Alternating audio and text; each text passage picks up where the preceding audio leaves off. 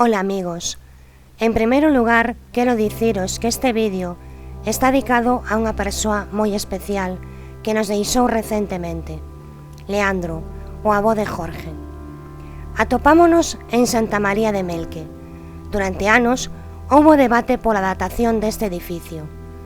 Hoxe crese que inicialmente foi construído no século VIII, convertíndose no monumento mellor conservado da España alto medieval. Supónse que foi construída nunha vila romana e que fose empregada como panteón monumental para un nobre godo chamado Nicolao, da época dos reis Chandasvinto e Recesvinto. Como vedes, foi construída con grandes bloques de granito irregulares sen argamasa. Unha das súas características son os arcos de ferradura e as bóvedas de canón.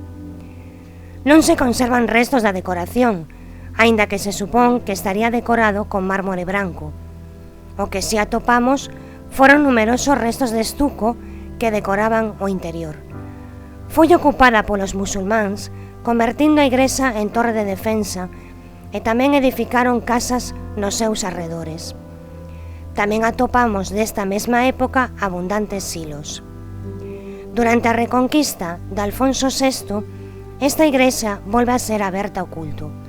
Derrúbanse as casas islámicas e se construe un poboado cristián.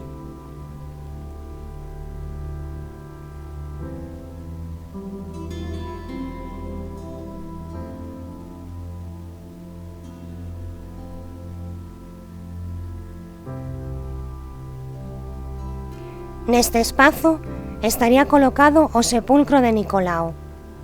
Aquí podedes ver a bóveda e xusto enriba estaría a torre musulmá.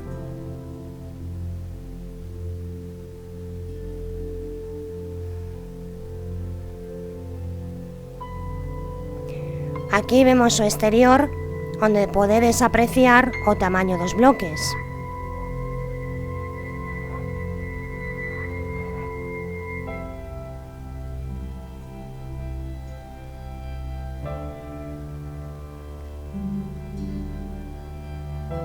Agora podedes ver perfectamente a torre que fora desmontada.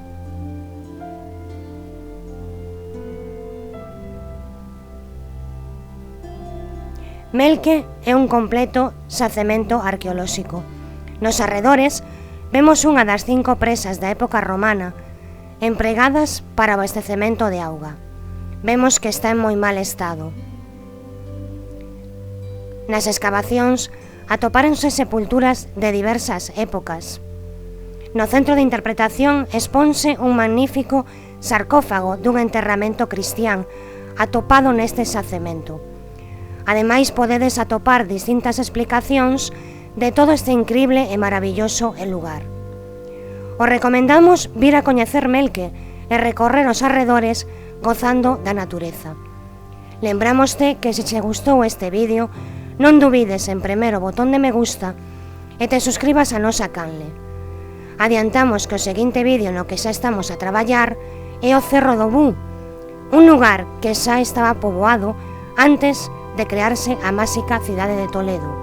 Graciñas pola vosa atención e deica logo, amigos.